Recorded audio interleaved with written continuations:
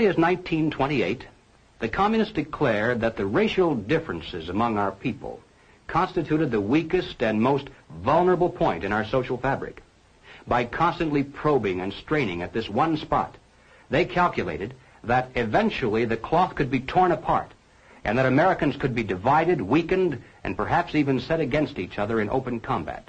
We mustn't kid ourselves into thinking that the communists have placed their agitators only into the black communities. They're working both sides of the street.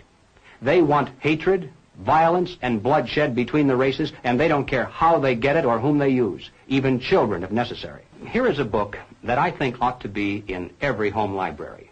It's entitled Color, Communism, and Common Sense by Manning Johnson. He joined the party as a young man because he honestly believed that the communists were trying to improve the conditions of his people. He was a dedicated communist, and eventually he rose to one of the highest ranks. But after many years, he discovered that instead they were merely planning to use his people in a bloody revolution to destroy America. And when he woke up to this, he dropped out of the party and devoted the rest of his life trying to alert his fellow citizens of all races to the true nature of the Communist Party as he knew it to be from the inside. Manning Johnson said, "Black rebellion was what Moscow wanted. Bloody racial conflict would split America. During the confusion, demoralization and panic would set in. Then finally the Reds say, workers stop work. Many of them seize arms by attacking arsenals. Street fights become frequent. Under the leadership of the Communist Party, the workers organize revolutionary committees to be in command of the uprising. Armed workers seize the principal government offices, invade the residences of the president and his cabinet members, arrest them, declare the old regime abolished, establish their own power." Now, here is a piece of vicious communist propaganda that perhaps some of you have seen. It's called The Crusader. It's written by Robert F. Williams, one of the organizers of the Revolutionary Action Movement. In this issue of The Crusader, the communists call not only for extensive chaos within the cities, but for putting to the torch every village, every forest, every field, and every barn. The plan is for raging fires from one city to the next. The reason? Well, first, there's the value of sheer destruction. Secondly, it would force us to deploy our defenses and rescue units over the widest possible area. The communists point out that as long as our police and National Guard remain concentrated, they're invincible. But if they can be forced to spread out over the entire city and into the countryside as well, then they can be picked off from ambush one by one. And the third value of massive fire to the communists is psychological.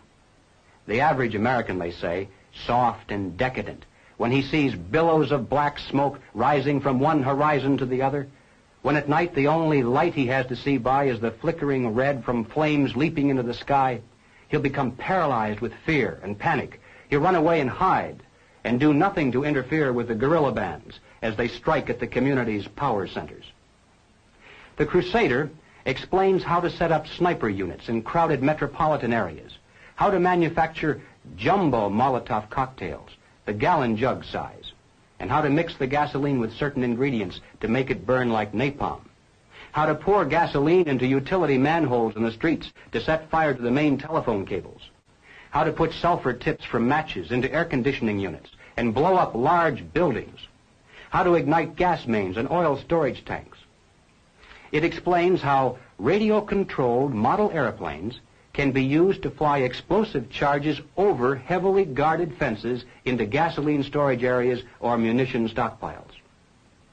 It even calls for infiltration into the National Guard units, revolutionaries posing as non-militants for the purpose of getting free military training and for gaining access to critical military supplies and heavy weapons. And then, finally, Robert Williams says this: any all-out minority revolution must create a state of crisis wherein almost all of the male population would be forced to remain in their homes to protect their property and families. The middle class is very large, but it is not accustomed to deprivation and terror. Because of its affluence, it has waxed soft. It has no stomach for massive fire, blood, and violence. The motive force behind its life drive is its endless pursuit of prestige, conspicuous consumption, and sensual pleasure. A few years of violent, sporadic, and highly destructive uprisings will set the stage for the grand finale. After the stage is properly set through protracted struggle, America could be brought to her knees in 90 days of highly organized, fierce fighting, sabotage, and massive firestorm. Ladies and gentlemen, the plans and preparations for a communist revolution of force and violence are far advanced. The organization behind these preparations has almost unlimited financial resources, and it provides both training and leadership based upon years of experience in many other countries. Our enemies are deadly serious about their task, and it's nothing short of national suicide for us to continue to ignore their plans and their progress. The violent revolution becomes of primary value to the communists to the extent to which it can be used to condition the masses psychologically to accept the nonviolent revolution, which is offered supposedly as the only alternative.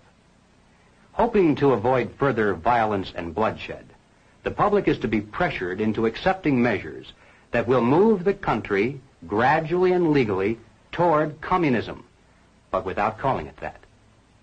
The strategy of the proletarian revolution calls for the quiet conversion of our government into a communist regime, but under the banner of socialism. Well, what is socialism? All right, let's define it. According to the dictionary, socialism is a political concept based upon the principle of government ownership and control of property, the means of production, and the avenues of commerce. Under socialism, those who run the government, and the communists are confident that in America they eventually will be the ones who do so, those who run the government will know who is to get something and who has to wait, and that represents control over human beings. What has all this to do with the communist revolution in America? Well, ladies and gentlemen, it has everything to do with it, because the building of socialism is the communist revolution in America. It represents the process whereby our country can be moved gradually toward communism without the people even being aware of it. No matter what grievance we may have, real or imagined, no matter what national problems we may face, the communists seize upon these as excuses to build socialism. They have one and only one solution for all problems: more government, and then more and more until it's total government. And forgive me for saying it one more time, total government is communism.